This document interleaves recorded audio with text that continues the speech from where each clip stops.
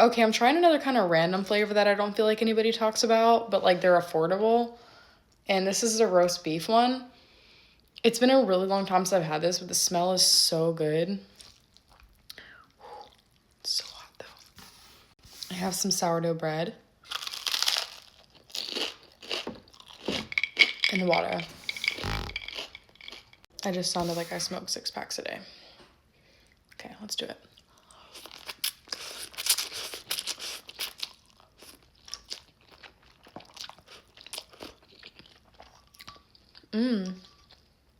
Honestly, it kind of just tastes like regular beef, but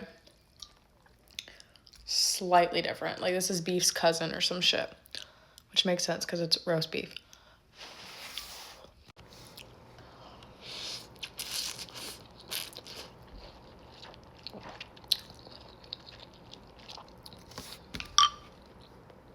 You know, it does have a little bit different of a flavor.